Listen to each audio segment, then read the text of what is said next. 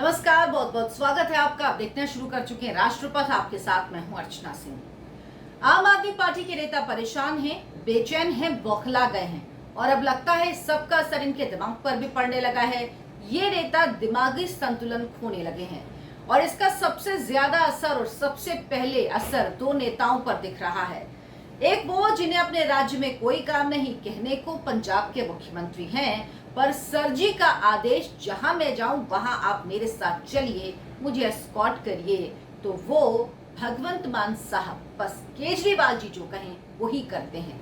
Sir जी कहें चलिए तो चलिए, सर जी कहें रुकिए तो रुक जाइए। एक ही काम, सर जी के आदेश का पालन करना। दूसरे नेता है, सर जी के आजकल अति प्रिय हैं, क्योंकि सर जी की जो हाल की परेशानी है उसको दूर करने में, कर पाए या ना कर पाए, लेकिन दूर करने के लिए वो सबसे ज्यादा कोशिशें कर रहे हैं।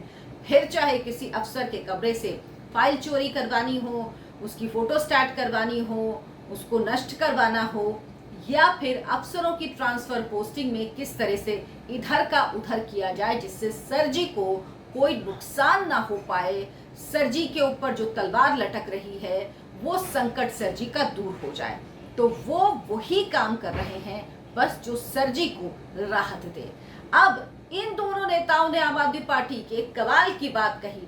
जब आप ये बात सुनेंगे तो आपको लगेगा ऐसे महानुभाव सिर्फ और सिर्फ आम आदमी पार्टी में ही पाए जा सकते हैं। इन्होंने क्या कहा सुनिए। इन्होंने कहा कि 2024 में फिर बने मोदी पीएम तो उसके बाद देश में नहीं होंगे चुनाव। यानी 2024 में अगर नरेंद्र मोदी प्रधानमंत्री बन गए तो उसके बाद चुनाव नहीं होंगे, वो आखिरी चुनाव होगा। मतलब कुछ भी बोलेंगे, बिना सर पैर के बोलेंगे, लेकिन अनाप शनाप बोलेंगे, लेकिन बोलेंगे जरूर। अरे नहीं कुछ पता, दिमाग का इस्तेमाल नहीं कर सकते तो मत बोलिए, चुप रहिए। लेकिन कैसे काम चलेगा आपका? बोलना तो है। आम आदमी पार्टी के चाहे शीर्ष नेता हो, वो अरविंद केजरीवाल हो, मनीष सिसोदिया हो, दरअसल सब भ्रष्टाचार के मामले में बुरी तरह घिरे हुए हैं। दो पूर्व मंत्री तो अंदर ही थे, सत्येंद्र जैन तो अभी जमानत पर बाहर है, वो भी उनको हेल्थ ग्राउंड पर जमानत मिली है। मनीष जी तो अभी अंदर ही हैं और सर जी ये जानते हैं कि आज नहीं तो कल उनका भी नंबर आने वाला है। आपके आधा दर्जन नेता ऐसे जिन पर सीबीआई और ईडी का शिकंजा कस रहा है, इसीलिए इसी बौखलाहट में आम आदमी पार्टी के नेता एक के बाद एक अनाप शनाप बयान, अनर्गल बयान कुछ भी कह रहे हैं। दिल्ली सरकार में मंत्री सौरभ भारद्वाज ने कहा कि अगर लोकसभा चुनाव 2024 बीजेपी जीती, मोदी प्रधानमंत्री बने, तो वो देश का आखिरी चुनाव होगा। इसके बाद देश में चुनाव नहीं होंगे, 2024 आखिरी चुनाव होगा। ये सौरभ भारद्वाज जी बता रहे हैं, जिसमें हम और आप वोट करेंगे उसके बाद हम वोट नहीं कर पाएंगे, सौरभ भारद्वाज जी के अनुसार। अब आप इस स्टेटमेंट का मतलब और इसके पीछे छुपा दर्द समझिए। हमारी समझ में तो कुछ नहीं आया कि आखिर क्या कहना चाह रहे हैं, क्या बता रहे हैं, सिवाय इसके कि ये लोग मानसिक तौर पर दिवालिया हो चुके हैं। वैसे सौरभ भारद्वाज कोई अकेले नहीं हैं। 11 मई को रामलीला मैदान में जो अरविंद केजरीवाल ने महारैली की थी, उसमें पंजाब के मुख्यमंत्री भगवंत मान ने कहा था कि मोदी फिर पीएम बने तो देश में चुनाव होना बंद हो जाएगा। यानी ये गाना वहीं से गाना शुरू हुआ था, उस रैली से ही शुरू हुआ, जिसे अब सौरभ भारद्वाज आगे बढ़ा रहे हैं। अब इन कम अकलों से कोई पूछे कि भाई अगर मोदी को यही करना होता तो 2014 के बाद आखिर क्यों नहीं किया? चलिए 2014 के बाद नहीं किया तो 2019 में चुनाव जीतने के बाद क्यों नहीं किया? किस बात का और क्यों 2024 का इंतजार कर रहे हैं मोदी जी? संविधान खत्म करने के लिए, एक ऐसा आदेश पारित करने के लिए जिसमें वही सब कुछ हो। 2024 में मोदी के पास ऐसी कौन सी शक्ति आ जाएगी जो अब तक नहीं रही? 2014 में भी बीजेपी, एनडीए को छोड़ दीजिए, पूर्ण बहुमत की सरकार थी। 2019 में 303 सीटें मिली, बम्पर बहुमत मिला, लेकिन उसके बावजूद भी क्यों नहीं करा? और 2024 में किस चमत्कार का इंतजार कर रहे हैं मोदी जी? या 2024 में ऐसी कौन सी अलग ताकत नरेंद्र मोदी को मिल जाएगी जो अभी तक नहीं मिली थी, और इसीलिए वो ये परिवर्तन नहीं कर पाए जो सौरभ भारद्वाज और भगवंत मान कह रहे हैं, जिसके लिए वो 2024 का खतरा मोल ले रहे हैं। तो ये तो बताना चाहिए इन लोगों को कि आखिर ऐसा क्या है। दरअसल ये सब कुछ नहीं है, ये सब विपक्ष को डराने के लिए आम आदमी पार्टी कह रही है। और आजकल विपक्ष के नेता डराने का खेल कुछ ज्यादा ही खेल रहे हैं। नीतीश कुमार भी डर दिखा रहे हैं। उन्होंने कहा कि चुनाव जल्दी हो सकते हैं, वो डर दिखा रहे हैं कि चुनाव 2024 के जल्दी हो सकते हैं, इसीलिए आप सब जल्दी जल्दी साथ आ जाइए। जबकि इसके कहीं से कोई आसार नहीं है कि चुनाव 2024 से पहले होंगे। इस पर एक वीडियो बना के आपको अलग से बताऊंगी कि क्यों ये बात कह रही हूं। तो सौरभ भारद्वाज ने ये कहा, नीतीश कुमार भी कुछ उसी तरह की बात डरा रहे हैं, मतलब एक डराने की एक राजनीति कर रहे हैं। इनको लग रहा है कि इससे शायद इनका कुछ भला हो जाए, सब लोग साथ ला जाएं, सब डर के हमारे साथ हो जाएं, सब डर से ये कहें कि हम साथ साथ हैं, मोदी के डर से कहें कि हम साथ साथ हैं, क्योंकि इसके अलावा साथ साथ होने का इन सब के पास कोई कारण नहीं है।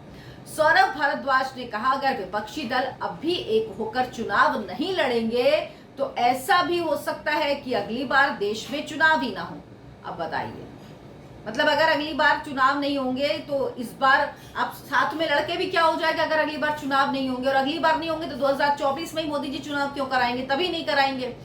भारतीय जनता पार्टी विपक्ष को कुचलने में लगी है। बीजेपी विपक्ष को दबाने के लिए साम दाम दंड भेद की नीति पर चल रही है। सौरभ भारद्वाज कह रहे हैं, ईडी, सीबीआई, आईटी और अन्य एजेंसियों के छापे जिस तरह मारे जा रहे हैं उससे पूरी संभावना है कि साल 2024 में पीएम नरेंद्र मोदी फिर देश के पीएम बने तो संविधान को बदलकर ये डिक्लेयर कर देंगे कि जब तक वो जीवित रहेंगे तब तक देश में राजा बने रहेंगे।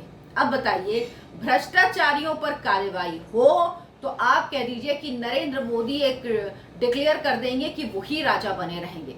मतलब ये बातें सुन के लगता है ना कि कहां जाके माथा पीटे अपना, कहां जाके सर मार लें किस दीवार में जाके। मतलब इन लोगों को क्या लगता है कि यही लोग अनाज खाते हैं, बाकी सब खैर जाने दीजिए क्या बोलूं, लेकिन इनको यही लगता है कि खाली यही अनाज खाते हैं, यही रोटी खाते हैं, बाकी तो पता नहीं क्या करते हैं। कुल मिलाकर जो दर्द है वो अगली लाइन में बाहर आ गया जो मैंने आपको बताई। असल मुद्दा तो ईडी, सीबीआई, आईटी एजेंसियां हैं जो कार्रवाई कर रही हैं। जिस तरह से कार्रवाई कर रही हैं उससे ये परेशान है। ये सारी छटपटाहट सिर्फ और सिर्फ इसी बात की है। ये जानते हैं कि जब तक मोदी है तब तक भ्रष्टाचार के खिलाफ यह अभियान रुकेगा नहीं बल्कि और तेज होगा। सौरभ जी, लेकिन आपकी जानकारी के लिए बता दें कि देश संविधान से चलता है और चलता रहेगा। इस देश का लोकतंत्र सशक्त है, जीवंत है, इसीलिए कोई भी यहाँ पर संविधान को खत्म नहीं कर सकता। आपकी अराजक पार्टी भी चाहे तो भी नहीं खत्म कर सकती, क्योंकि सबसे ज्यादा अराजकता का डर अगर किसी पार्टी से है तो वो आम आदमी पार्टी है, जो कानून, कायदा, संविधान, लोकतंत्र कुछ नहीं मानता। सिर्फ हम जो कहें वही ठीक, इस तर्ज पर चलता है। आपको इसकी चिंता हालांकि करने की जरूरत नहीं है, बिल्कुल भी, बिल्कुल आप परेशान ना होइए। और आपको सारी परेशानी किस बात की है ये तो सबको पता है। संवैधानिक संस्थाएं हैं, कानून है, ये सब कुछ, कोर्ट है, सब कुछ ठीक ढंग से कैसे काम कर रहा है, आपके हिसाब से क्यों नहीं चल रहा। आपकी सारी परेशानी, सारी दिक्कत इस बात की है। नरेंद्र मोदी का 9 साल का कार्यकाल रहा है अभी तक का, और अगर आप इसे देखें ना तो समझ में आता है कि इसमें ऐसा कोई काम नहीं हुआ जिसमें लोगों को ये लगे कि संवैधानिक संस्थाएं खतरे में हैं, संविधान खतरे में है। इसीलिए आपको चिंता करने की जरूरत नहीं है। हम इस देश के नागरिक देख रहे हैं और हम इस देश के नागरिक ने ही चुनकर नरेंद्र मोदी को प्रधानमंत्री बनाया है। उनको ये अधिकार दिया है वोटों से कि वो फैसले लें, और इसीलिए वो फैसले ले रहे हैं। उनको अधिकार दिया है कि वो भ्रष्टाचारियों के खिलाफ कार्रवाई करें, इसीलिए वो कर रहे हैं। अगर आप जैसे लोगों को, आप जैसी पार्टियों को पेट में दर्द हो रहा है, परेशानी हो रही, बल्कि अब तो कहिए रोम रोम में दर्द हो रहा है, तो इसके लिए कुछ नहीं कर सकते। जब भ्रष्टाचार किया था तब सोचना चाहिए था कि कानून का डंडा चलता है, लेकिन चलता जरूर है। भगवान के घर में देर है लेकिन अंधेर नहीं है। दरअसल आपकी सारी चिंता हम समझ सकते हैं। आपकी सारी चिंता सर जी और अपनी पार्टी के भ्रष्टाचारियों को बचाने की है। कोई नहीं, आप लगे रहिए, आप अपना एजेंडा चलाते रहिए, लेकिन ध्यान रखिए ये पब्लिक है, ये सब जानती है। आपसे गुजारिश है मेरे वीडियो को लाइक शेयर जरूर करें और मेरे चैनल को सब्सक्राइब करें। बात को ज्यादा से ज्यादा लोगों तक पहुंचाएं। नमस्कार।